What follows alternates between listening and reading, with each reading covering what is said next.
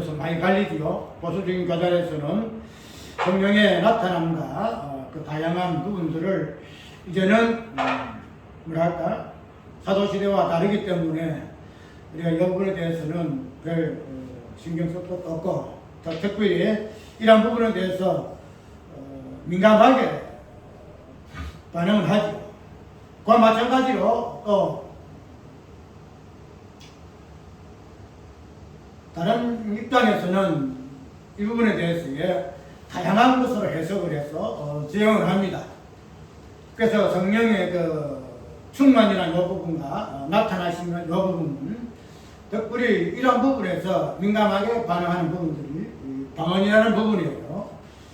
그렇기 때문에 성령의 어떤 나타남이라든지 역사하시는 이 부분들을 부정하는 이 부분에 있어서는 방언 그 자체가 완전히 뭐랄까요? 굉장히 알레르기를 일으키는 그러한 요소로 지금 되어 있습니다. 그래서 옛날에 우리 교회에 있을 때에 담임 목사님이 새벽 기도에 방언하는 어떤 여집사님의 그 방언 소리를 들으시고 그것을 못 듣고 조용히 가가지고 등을 두드리면서 그냥 방언하지 마세요.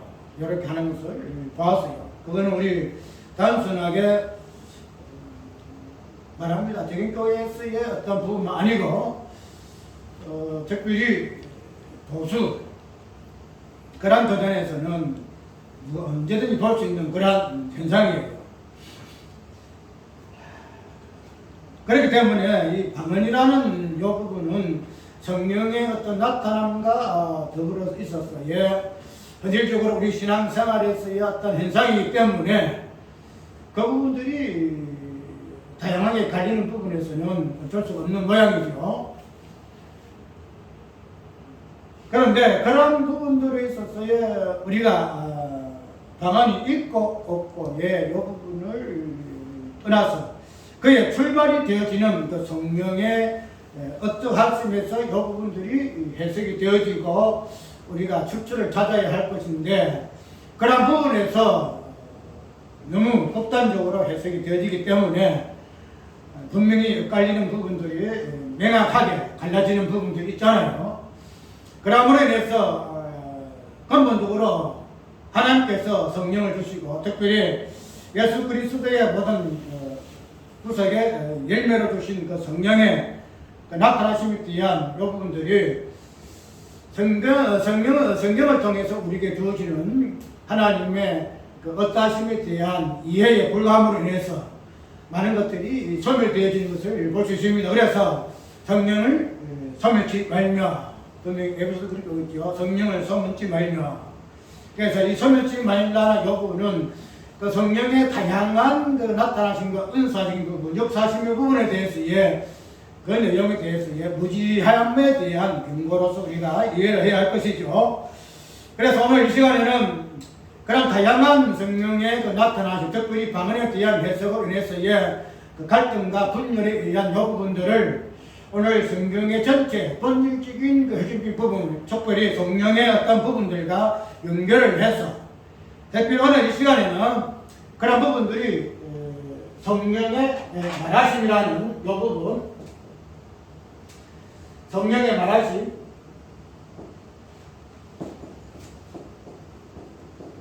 이 부분을 통해서 한번 살펴보려고 그래요. 우리가 성령의 어떤 이 부분들을 우리 후두삭지 부분에서 다양한 본론적으로 이야기를 하고 있잖아요. 그런데 오늘 이 시간에는 근원적인 부분에서 사도행전교회에 왜 성령께서 이렇게 강림하셔서 불회같이 갈라짐으로 말미암아 특별히 방언이라는 이런 부분을 통해서 성령께서 말씀하고 계셨는가 이런 부분을 한번 찾아보려고 그래요. 우리가 방언을 이야기할 때는 방언 그 자체의 그 의미는 단순하게 말이 다르다 그런 의미에서 방언의 개념을 유연하잖아요. 말이 다르다. 그 당시에는 말이 다르잖아요. 다양한 그 지역에서 온 사람들이 오늘 이게 본문에서 볼 것 같으면은 다양한 사람들이 나오죠. 어떤 사람들이죠? 바데인, 메데인, 엘리민, 메소포타미아, 유대와 가바도기와 본도 아시아, 쉽게 말해 땅끝까지 모든 족속들이 지금 예루살렘에 모여 있더라 이 말이죠.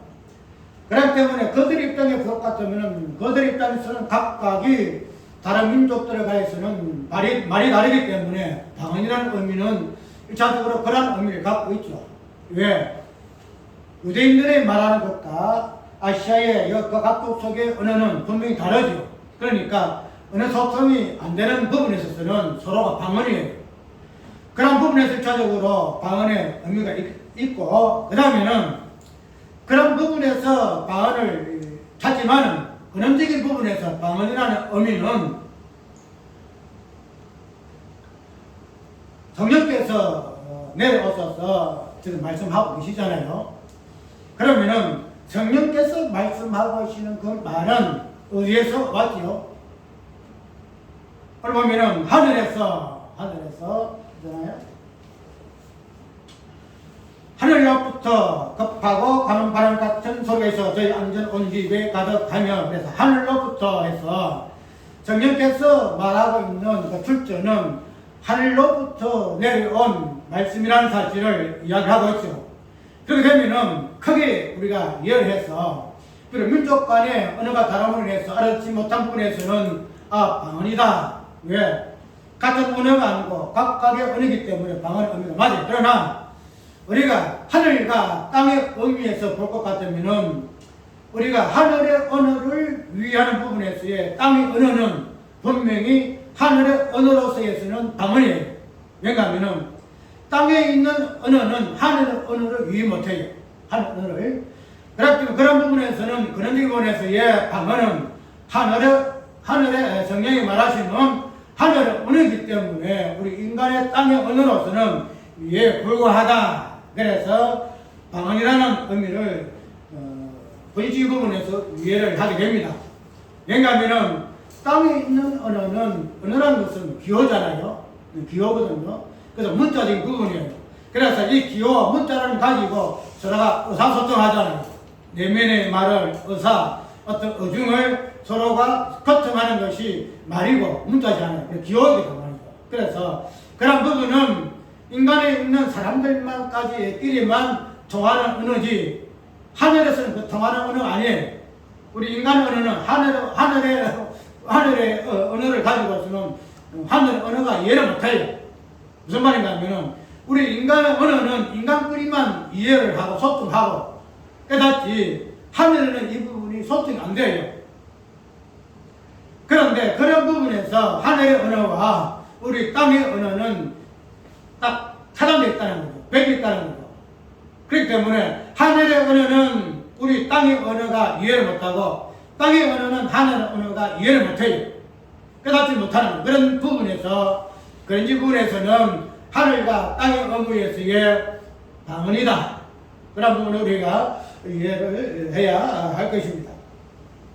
그래서 그런 부분에서 우리가 방언을 이해할 것 같으면은 이 방언이라는 의미의 부분에서 첫 번째로 우리가 이해할 부분은 오늘 사도행전 2장에서의 성령이 강림하셔서 그 성령이 임하셔서 어떻게 이야기하고 있죠? 성령의 말하심을 따라서 제 아들이 말을 한다는 거죠. 그래서 제 아들이 말을 할 때에 자기들의 어떠한 입술을 통한 자기의 언어가 아니고 성령의 말하게 하심을 따라서 말을 한다 하고 이렇게 표현하고 있다는 거죠. 그러면은 성령이 말하게 하신다는 이 부분들이 우리가 아까 이야기대로 성령이 말하시는 이 부분은 하늘의 언어예요. 하늘의 언어. 하늘에서 내려오는 언어다 이 말이죠. 그러면은 이 성령이 말하시는 이 부분은 우리가 사도행전은 이 하늘의 언어가 성령이 말하심으로 성경은 표현하고 있지만은, 그러나 이 성령이 말하게 하시는 이 출발은 어디서부터 출발하고 있는가 하면은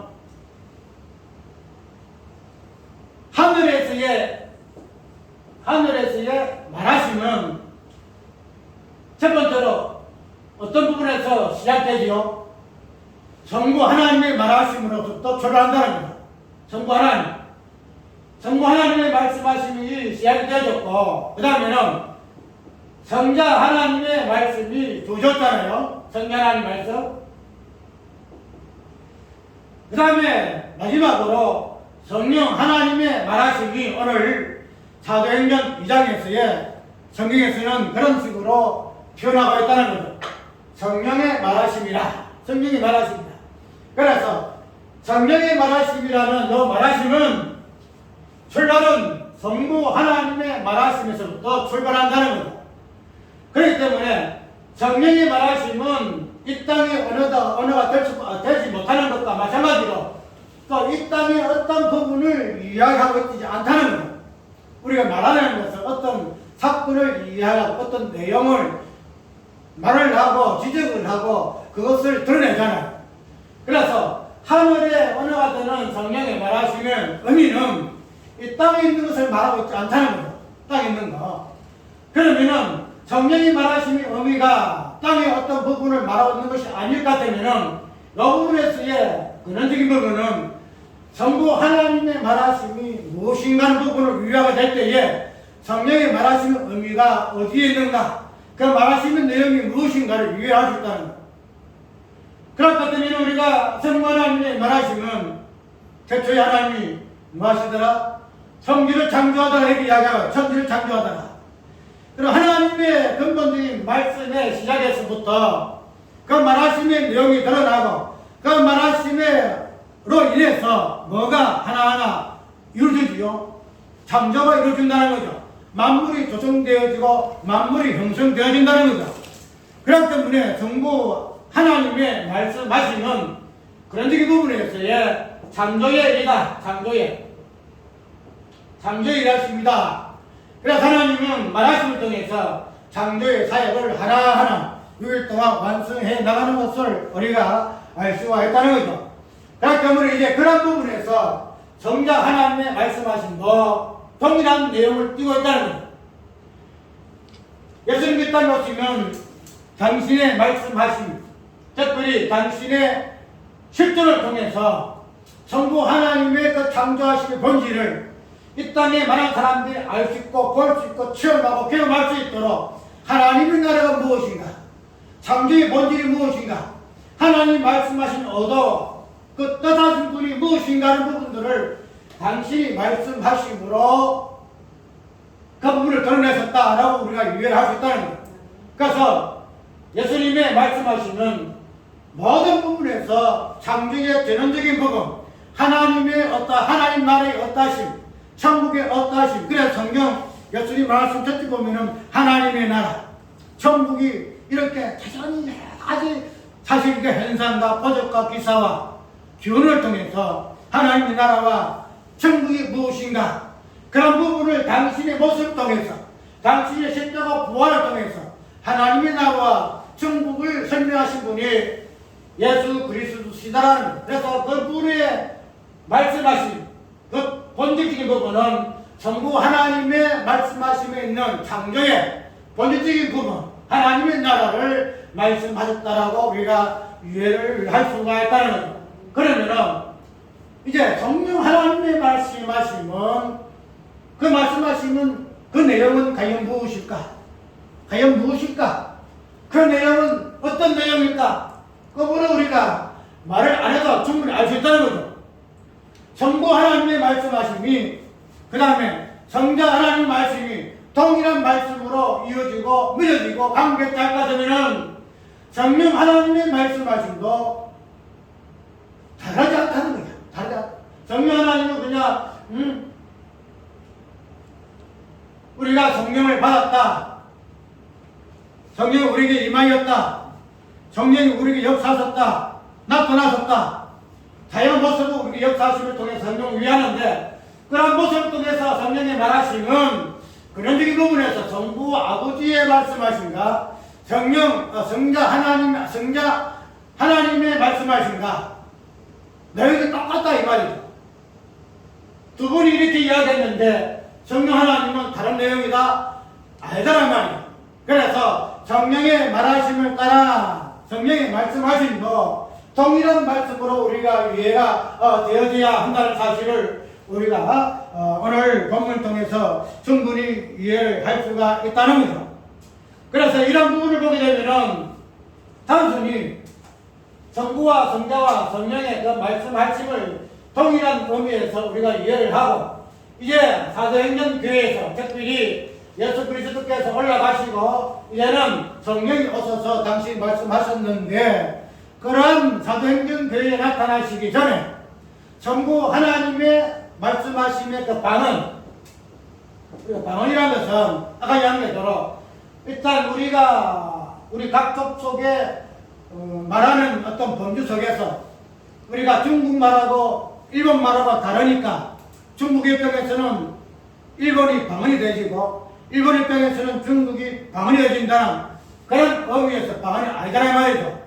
방언은 아까 이야기했도록 하나님이 말씀하십니다. 성자 하나님 말씀하십니다는 거죠. 성령 하나님 말씀하십니다는 거죠. 그렇기 때문에 우리가 이때까지 생각했던 방언하고는 틀려요. 우리가 방언이 있다 없다 그 부분을 이야기하기 전에 방언이 무엇인가 부분을 이야기를 정확하게 드러내줘야 돼요. 그래 해야만이 방언이 있어서는 안 되겠네, 방언이 있으면 되겠네, 이 부분들이 갈라진다는 거예요.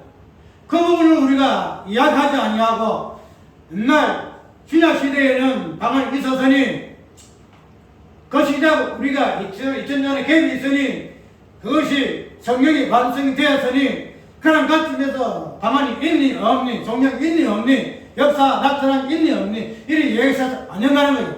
나는 그런 부분을 이야기해요. 그래서 보수 입장에서 내 설교가 야 저 목사 이상하다 그래 갈지라도 다른 뭐랄까 우리가 보수 진보 입장에서 자기들이 말하는 어중하는 요 부분이 다 날지라도 그분들을 가지고 시비할 내가 이유가 없다는 거죠. 이제 이런 부분을 볼까 되면은 방언이라는 것은 하나님이 말씀하시기 방언이라는 거죠. 우리 땅에서 유해가 불가하기 때문에 방언이라는 것을 유해했다는 거죠. 그래서 우리가 이 방언 자체를 저번에 이야기했지요. 때가 되면 듣고 있고 지키는 이 부분은 때가 됨으로 인해 가능하다. 때가 됨으로 인해서 우리의 때는 성경을 읽어도 이해가 안 나는 거죠. 하나님의 말씀을 읽을 수가 없고 들을 수가 없고 그 듣고 있고의 성질적인 부분에서 지킴이나 이 부분도 우리에게 일어날 수가 없으나 예수 그리스도의 때가 될 때만이 읽을 수가 있고 들을 수가 있고 그 듣고 읽김의 지킴의 어떤 의미가 성취된 부분으로 이야기했다는 거예요. 그러면은 우리가 이런 부분에서 방언을 이해할 것 같으면은 우리가 이때까지 생각했던 그 방언의 의미로서의 방언이 아니다는 거죠. 이제 이 방언의 의미가 하나님의 말씀하심의 의미에서의 방언일 것 같으면은 구약에서는 이 방언이 어떻게 나타나느냐? 우리가 요해술법 같으면은 이야기를 하고 있죠. 우리가 아까 내가 묵상 시간에 우리가 읽었지요. 무엇을 읽었는데 이 부분이 어떻게 나오죠? 내가 한번 읽어볼게요. 하나님이 가라사대 16절 신이자 요엘로 말씀하신 것이 이르렀으되 하나님 가라사대 말씀에 내가 내 영으로 모든 죄를 부어주리 너희의 잘못 어사니도 예언할 것이요 너희의 젊은이들은 한상을 보고 너희들은 꿈을 꾸리라. 구약에서의 하나님의 방언이라는 것은 말씀이라는 것은 어떻게 나타나느냐? 예언으로 나타났더니 예언으로 내 영으로 모든 죄를 부어주리 너희의 자녀들은 예언할 것이요 너희의 젊은이들은 한상을 볼 것이요 그 다음에 너희의 늙은이들은 꿈을 꾸리라.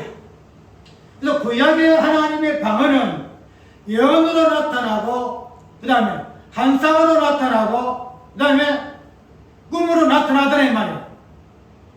그렇기 때문에 그때 당시에도 예언을 이해하지 못하고서는 예언을 깨닫지 않게 예언의 뜻을 뭐랄까요?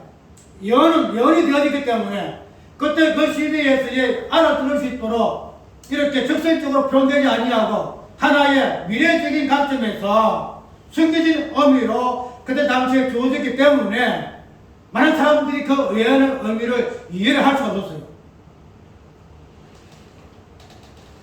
그 다음에 대보다 한상이는 계속 마찬가지로 한상을 받은 자만이 유일한다는 거예요.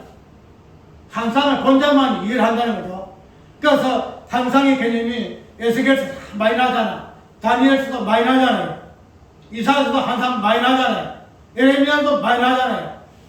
우리가 구약에 있는 하나님 말씀하시는 이렇게 예언으로, 이렇게 한상으로, 이렇게 꿈으로 나타날 수밖에 없는데 왜 그러느냐? 그때 당시에도 예언을 통해서만이 아까 다르게 이야기했어. 방언이기 때문에 방언은 그때 당시에 주어져도 이해를 못한다는 부분이죠. 방언이 이해될 것 같으면 그 방언이 아니에요. 방언이 이해될 것 같으면 하나님께서 그들에게 말씀하실 때에 그들이 바로 알아들었을 것 같으면 이건 방언이 아니에요. 그래서 이사야 28장을 볼 것 같으면 무슨 말씀이 있는가 하면 내가 그들에게 새로운 입술을 줄 것이다. 새로운 입술. 그냥 과거에 그들이 자주 들었던 그런 입술의 내용이 아니고 새로운 입술이다 이 말이야. 28장 보면은 한번 읽어보세요. 그래서 새로운 입술에서 나오는 말이기 때문에 그 말씀을 통해서 이해를 못해. 왜? 그들이 하나님께서 그렇게 말씀을 교훈하고 계명을 주시고 깨닫고 그렇게 하라고 말씀을 교훈을 계명을 주었지만은 그들이 그 부분을 싫어했어요. 우리는 이 말씀, 이 계명은 우리하고 아무 의미가 없어. 우리하고 상관이 없어. 귀를 닫고 눈을 감았단 말이죠.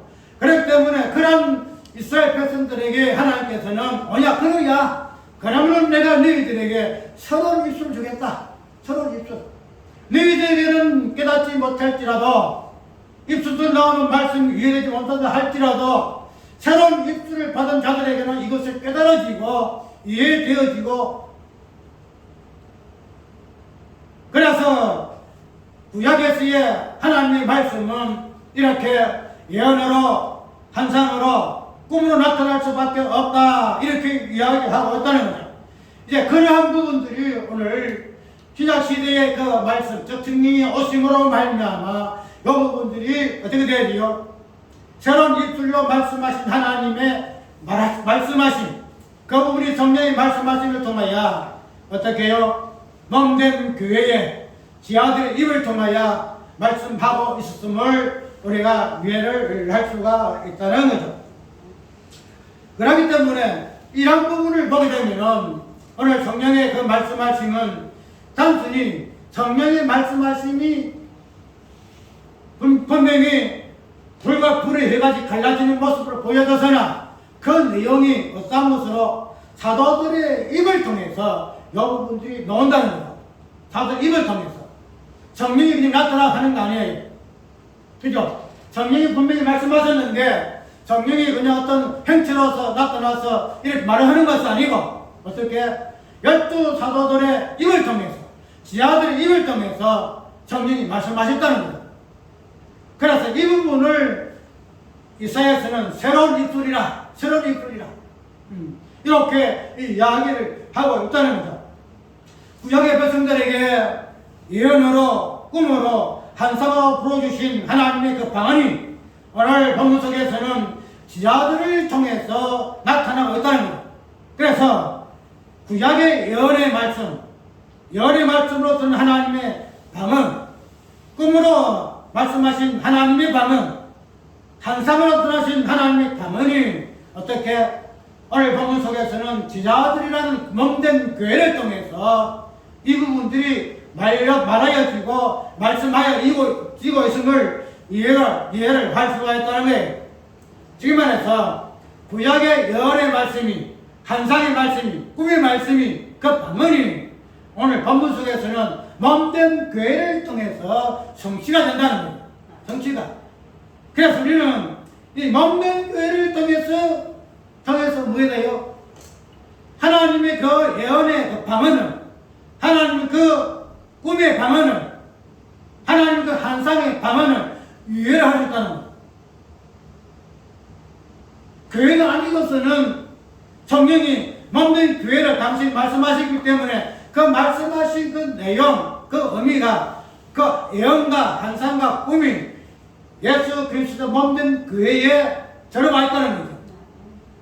쉽게 말해서 하나님의 그 방은 구약의 예언과 환상과 꿈이라는 요 하나님의 방언하심이 성경에 말씀하심이라는 요 부분을 통해서 교회 안에 말씀화되었다는 거예요. 그래서 이 부분은 뭐라고 해요?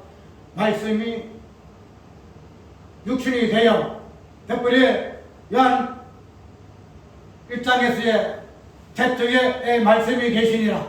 여분에서 말씀의 인격화된 부분에서의 예수 그리스도를 이야기하고 있고, 그런 부분에서 이제 몸된 교회가 구약에 다양하게 나타나는 하나님의 방언하심의 그 말씀하심이 성령의 말하게 하심, 특별히 몸된 교회를 통하여 말씀하심을 통해서 어떻게 예수 그리스도의 말씀 육신된 부분을 말씀이 육신된 몸된 교회의 본질적인 부분을 드러내더라 이 말이에요. 드러내더라 말이에요. 그렇기 때문에 우리는 단순히 방언이라는 이 부분을 어떤 언어적인 개념 속에서 우리가 이해를 해서 아니 되고, 그 말씀의 그 언어의 본질이 되어지는 하나님의 그 일하심, 그 다음에 그런 부분에서의 실존적인 부분으로서 예수 그리스도, 그 다음에 그런 부분으로서의 실존적인 되기는 예수 그리스도의 몸된 교회를 통해서의 우리가 방언의 의미를 이해를 할 수가 있어야 된다는 거죠. 그렇기 때문에 그런 부분에서 우리가 오늘 성령의 그 말씀하심에 대한 부분에서의 방언의 강제성을 우리가 충분히 이해가 되어질 것 같으면은, 우리가 이때까지 알고 있는 고린도전서 12장에 나오는 은사적인 부분에서의 그 방언, 이 부분들을 우리가 어떻게 해석해야 할 것이냐. 우리가 지금 이 부분을 가지고 논란이 많거든요. 왜? 우리가 단순히 이 부분들이 본질적인 부분에서 부분을 간다 할지라도 그 부분이 어떤 세대적인 부분에서 과거에 있었고 이제는 현재이기 때문에 그 부분이 시간적인 공간에 의해서의 갭이 있기 때문에 이런 부분들이 있다 없다 이야기하게 되면은 안 된다는 거죠. 왜 그런가 하면은 우리는 과거와 현재와 미래에 통합된 시대에 살고 있다는 거예요. 우리가 미래에도 살고 있는 존재요. 우리는 과거에도 살고 있는 존재예요. 만약에 이 부분이 묵시 개념으로 우리가 이해되지 못할 거면은 우리는 이 부분들이 시간 개념 속에서 구속의 의미를 말할 수가 없어요. 그러면 우리가 옛날 2000년 전에 예수님 시대에 있어서의 시간에 있어서 지금은 아니다 할 것 같으면은 그 부분이 개미성이라는 거죠. 그러면은 우리 현재 시간에서 과거는 우리의 시대가 아니냐? 맞죠? 과거도 우리의 시대예요. 과거도. 우리는 이미 영적인 존재이기 때문에 과거도 우리의 시대예요. 그럼 과거에 있었던 일이 누구의 일이에요? 우리의 일이다 이 말이에요. 우리는 현재 살고 있지만은 우리는 미래의 존재예요. 미래의 존재. 평화롭게 있고 모든 정치의 글발적인 부분에 살고 있는 그 모든 시간적인 부분의 완성 관점에서 오늘 살고 있는 시대이기 때문에, 존재이기 때문에 그런 시대에서 우리가 실존함으로 인해서 우리의 실존적인 부분에서의 시간 개념이 우리의 실존이라는 요 개념을 통해서 시간이 하나로 뭉쳐졌을 것 같으면 과거에 있었던 일이 시간적인 개념에서 과거이기 때문에 그 과거에 있었던 일이 우리에게는 상관이 없다. 아니다 이 말이에요. 그래서 그런 관점에서 이걸 이해해서 안 가는 거예요. 이런 부분을 가지고 우리가 성경적인 부분, 정경이 우리가 예수님께서 어떻게 와서 몇십 년 뒤에 이렇게 정경이 되어졌다. 예수님 다닐 때에만 기초요. 그 부분의 어떤 부분을 완성했기 때문에 이제는 그 부분이 아니다. 이렇게 해서는 아니다는 거예요. 아니한데도 그런 부분들은 이것들을 어떻게 아까 이야기로 우리가 신성적인 관점에서 특별히 우리가 신앙적인 관점에서는 우리가 이게 굉장히 많아요. 우리가 신론적인 부분에서 하나님의 그 속성에 대해서 이야기를 많이 하잖아요. 공유적 속성이 있고 비공유 속성을 이야기하죠. 하나님의 그 전능하심이라든지 하나님의 편지라든지 이런 부분들 등에서는 우리는 하나님의 형상이지만은 어떻게 해요? 같이 공유하지 않다 이야기를 해요. 분명히 맞아요. 그러나 우리가 하나님의 형상으로서는 우리가 그 부분을 덧입으면서 사실이에요. 본질적인 부분에서는 우리가 참여할 수 없으나 하나님의 형상적인 부분에서는 그 부분도 공유가 있다는 거죠. 단순히 비공유적 속성이라 해가지고 우리가 공유로 속성해서 그 부분이 이렇고 또 비공유 속성이기 때문에 우리가 그렇지 않다는 거예요. 우리가 이 신학적인 관점에서 너무나 이때까지 보편적으로 어떤 총념을 위해서만 그 부분을 이해하지만은 그럼 우리가 성경에 깊이 들어가게 되면은 그렇지 아니하는 그런 부분들이 깊이 깔려 있어서 예수님 당시 때에 있었던 예수님의 어떤 기초적인 부분, 근원적인 부분, 모퉁이 도래의 부분, 그 다음에 사도들의 그 부분, 사도들은 어떤 사람이 세운 것이 아니고 누가 세웠다? 예수님이 직접 세웠다. 예수님이 세웠다. 예수님 당시 때에 예수님이 어떤 할 수만 있는 그런 사건으로 유일한다는 거예요. 그렇기 때문에 그런 부분에 의해서 나타난 성령의 일하심도 그 부분에 제한해야 할 것이다. 이렇게 이해를 한다는 거예요. 그 이면에 깔리는 부분이냐? 우리는 이 부분에서 참여할 수가 없다. 이거는 거룩한 부분이기 때문에 예수님의 본질적인 부분이기 때문에 우리는 참여할 수 안 되고 그냥 멀쩡히 서가지고 우리는 그 구경만 해야 할 것이다라고 이해를 해서 이 부분들을 빼버려요. 그 부분이 시간 개념으로 들어오는 거예요. 우리는 현재 살고 있기 때문에 과거는 과거의 일이고 우리는 현재이기 때문에 우리가 과거적인 그 부분을 현재 개념으로 그런데 우리가 구원적인 관점에서는 이 부분들을 접촉하잖아요. 이 부분들을 우리가 전보시키잖아요. 왜? 예수님의 그 십자가 사건을 우리가 현대의 나에게 접촉한다는 거예요. 그런데 그런 부분을 우리가 적용하면서 성령의 어떤 부분은 시간 개념으로 이렇게 이해한다는 거예요. 그것이 일단적으로 우리 인간의 하나님의 어떤 신성에서는 결코 분석할 수 없는, 그래서 뭐랄까요, 신앙에 있어서의 영속적인 관점, 신앙생활은 영이고 그리고 세속의 일은 속이고, 그래서 우리가 목사의 어떤 그 부분을 성격자로 이야기하고 교회의 그 기물을 성물이라고 이야기한다는 거죠. 그래서 옛날에는 이 부분들이 놓쳐지잖아.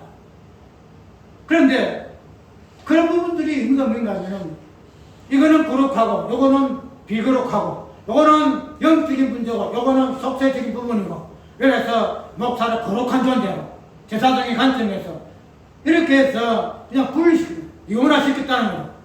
그런 부분들이 우리 신앙에, 특별히 신앙을, 성경을 해석하는 부분에서 바탕에 깔려있다는 거죠. 그로 인해서 오늘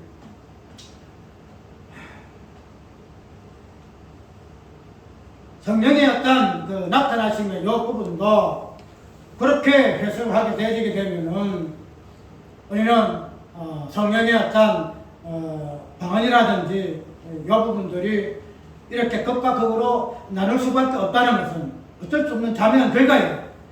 그런데 우리가 성경 전체로 오늘 보고 특별히 성령의 그 말하심이라는 이 부분들이 방언이라는 개념으로 드러날 것 같으면은 특별히 본문 12장에는 방언의 언사가 있고 더불어 그 방언을 통역하는 언사가 있다는 거예요. 그런 부분을 우리가 전체적인 그런적인 부분에서 그 방언, 성령의 그 말하심에 대한 그 방언의 의미를 성령의 그 방언을 하는 언사적인 부분에서 어떻게 조화할 것인가 하는 부분을 보아야 한다는 거예요. 그 부분을 보게 되면은 특별히 성령의 방언을 통해서 희한한 일을 하니까 저거는 귀신 장난이다.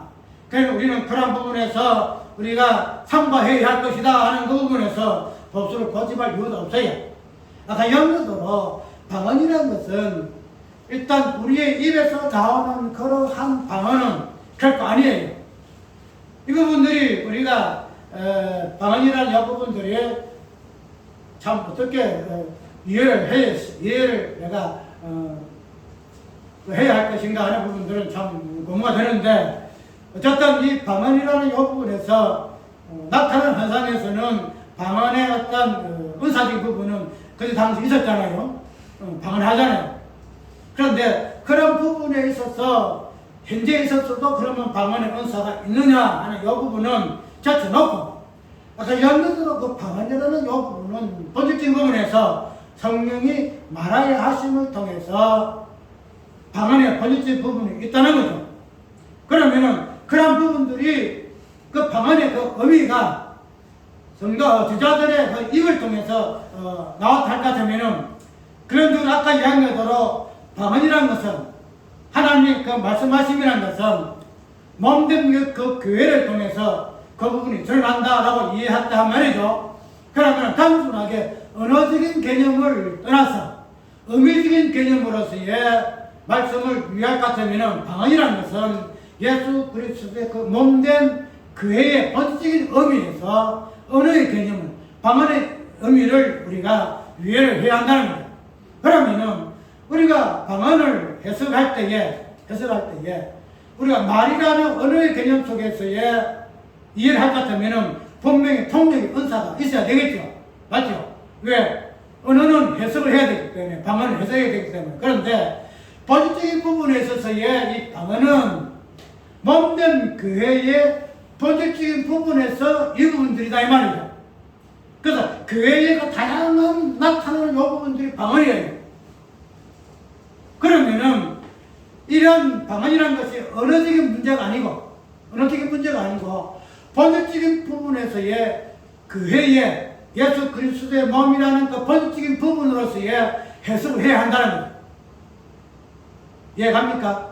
언어적인 부분에 해석이 되면은 그 언어가 이런 것들을 이거는 이런 의미다 이렇게 해서 해석을 해야 하고 성공해야 되지나, 그러나 성령이 교회에 말하는 그 방언은 교회라는 그 실도를 통해서 말씀하시기 때문에 그 언어의 내용이 교회의 어떤 모습을 통해서 드러난다는 거예요.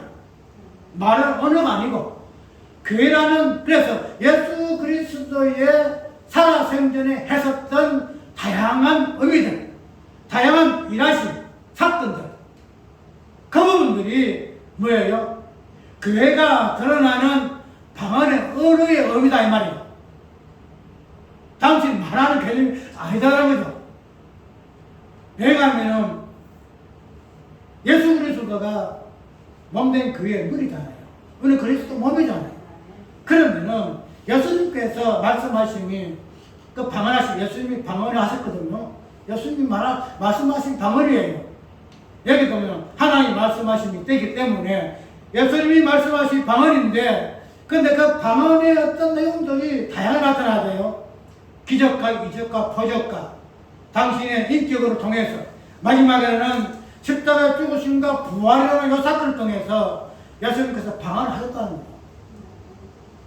그런 모습이 예수님이 이런 식으로 방언했을까요? 아니잖아요.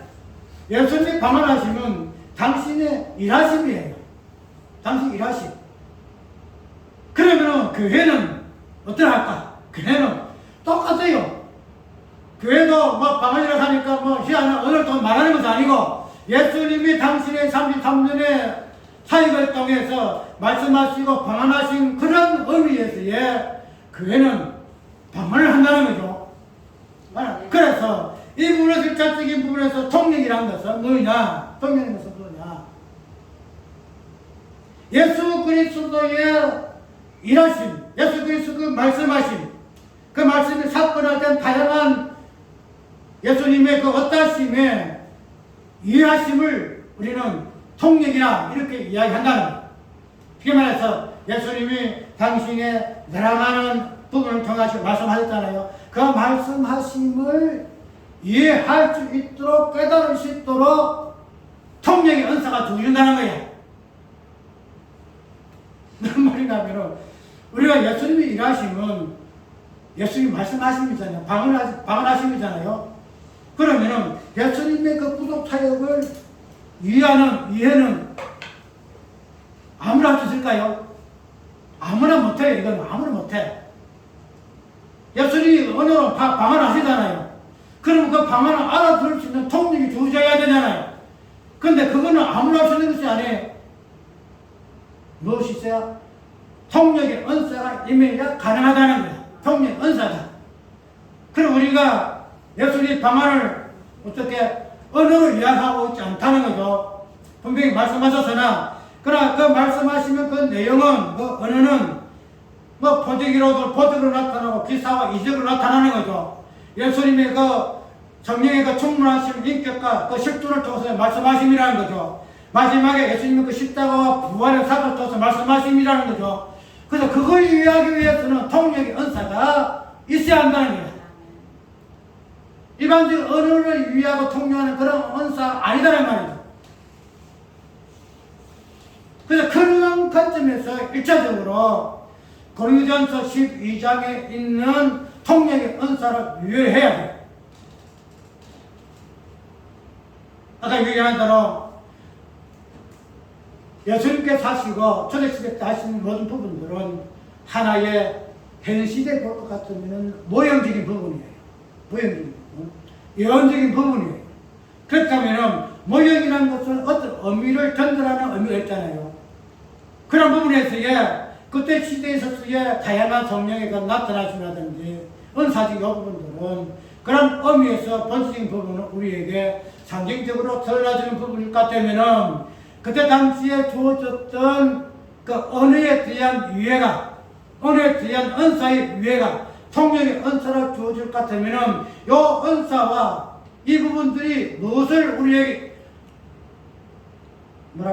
모형적으로, 예언적으로 하나 대표적으로 주어졌는가 하는 부분을 우리가 유의해야 돼요. 그것을 예표적으로 주어지기 때문에 우리가 그런 부분에서 예표적으로, 모형적으로 우리도 그렇게 해야 된다? 아니잖아요. 맞죠? 예언과 예표와 어떤 모형은 어떤 본질적인 부분을 전달하는 의미가 있다는 거예요. 그런데 그런 전달하는 의미에 있어서의 부분을 그냥 그 시대의 예언적인 부분에서 그 시대에 통력이 있었으니, 그런 은사가 있었으니 우리가 요렇게 해야 된다 하는 부분에서는 아니다 이 말이에요.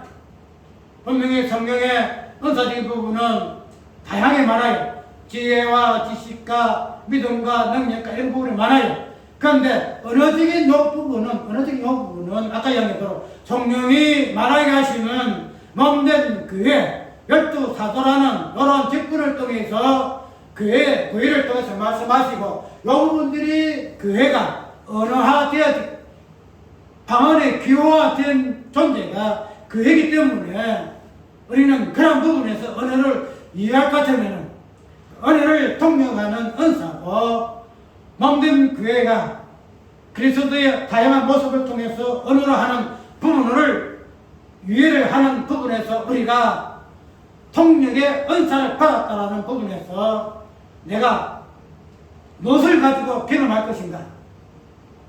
단순히 어느 관점에서 부분에서 통력의 은사가 아니기 때문에 내가 과연 성경에서 말하고 있는 그 통력의 은사를 받았는가 안 받았는가?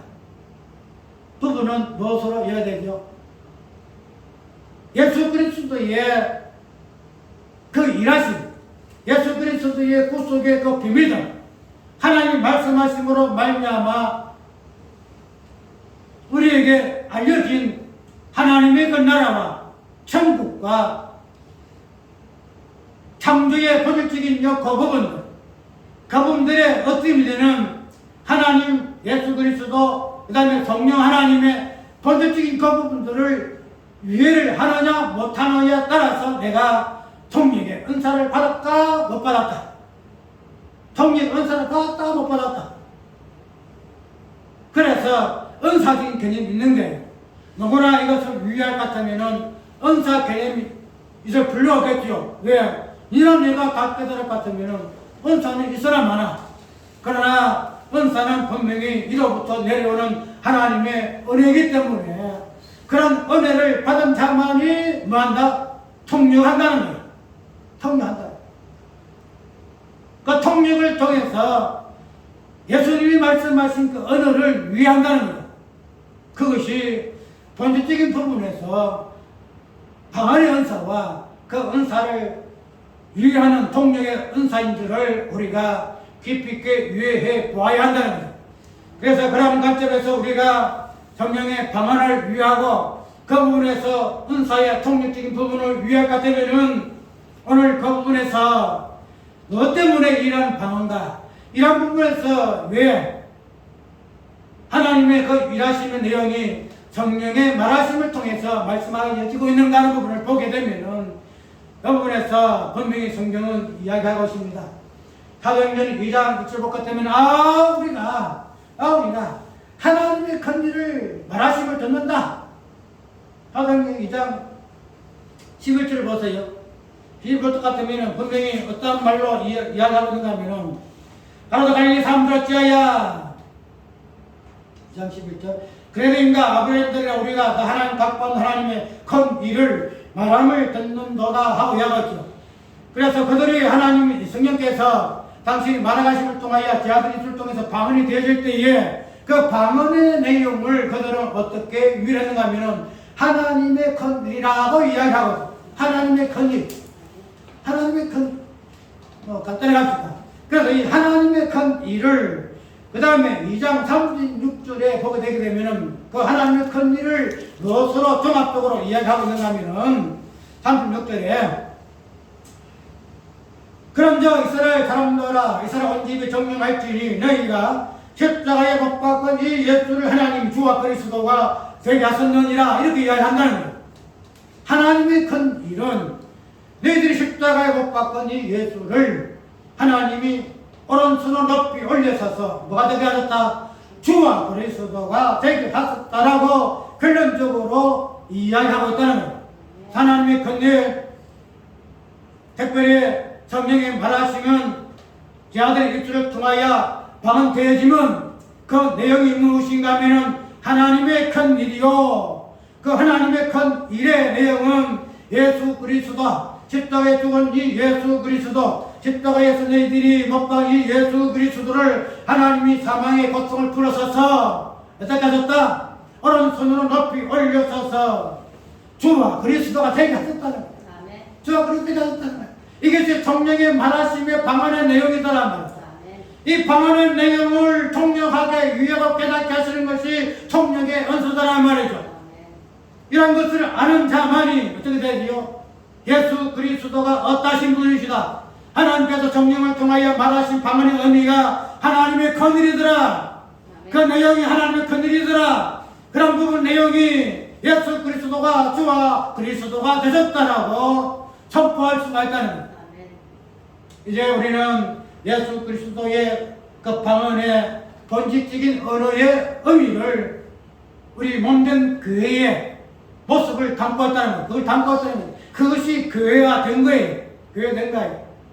그러면 그런 부분들이 오늘 우리가 이야기대로 어느 쪽이 다 방언을 우리가 은사가 있으니 방언을 해야 된다 이거 아니에요.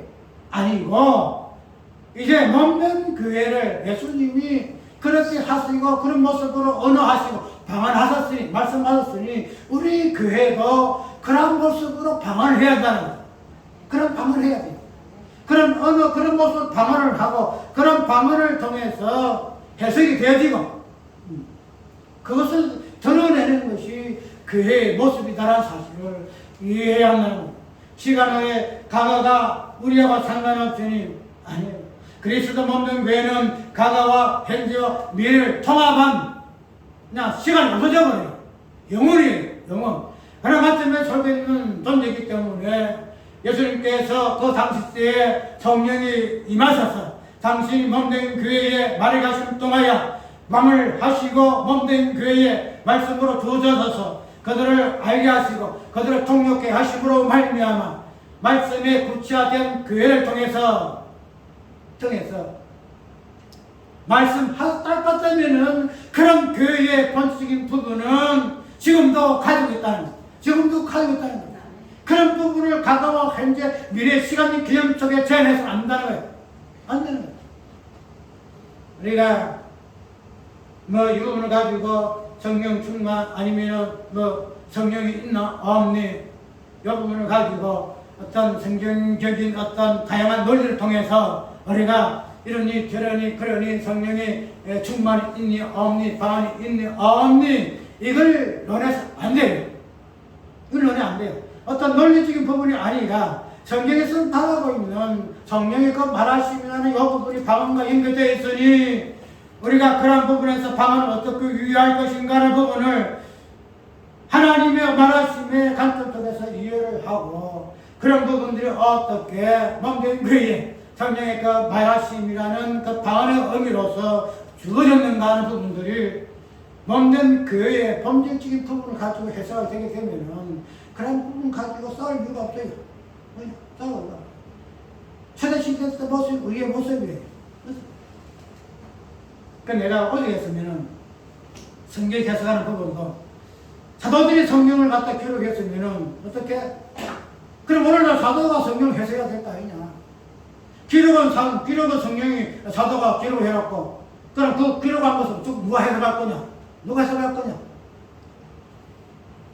어떤 드러나는 그런 사도가 아니고 본질의 의미에서의 사도가 무엇인가 하는 부분을 교회로서 이해할 것 같으면은 우리가 뭐 성경 기록이 사도시대에 있었고 이제는 그런 부분이 있니 없니 그 부분은 뭐 논할 가치가 없는 부분이에요. 그래서 우리가 오늘 사도의 2장 1절에서 4절까지 성령 충만과 방언 분명히 에도서 보게 되면은 성령 충만함을 받아라 이렇게 이야기하고 있잖아요. 근데 그 성령의 그 충만한 의미가 다양한 문법으로 나오는데 오늘 사도행전에서는 방언의 의미에서의 그 성령의 그 충만. 성령의 그 충만이라는 것은 성령의 그 말하심의 중독성이거든요. 성령의 그 말하심이 구약에서는 예언과 어떤 꿈과 환상으로 부분적으로 드러났지만 말하심이 그 이제는 성령이라는 하나님의 존재가 말하심에서는 이제는 더 이상 가감할 것이 없다는 거예요. 가감할 것 없어요. 성령의 그 말하심의 그 충만성을 통해서 하나님의 그 말하심의 그 의미, 예수 그리스도 말하심의 그 의미, 성령이 말하고자 하는 그 의미의 그 충만성. 예수 그리스도 충만성의 그 비밀이 어떻게 성령의 그 충만한 방언의 의미고 드러났는가 하는 부분에서의 성령의 충만성을 사도행전에서 이야기하고 있다는 사실.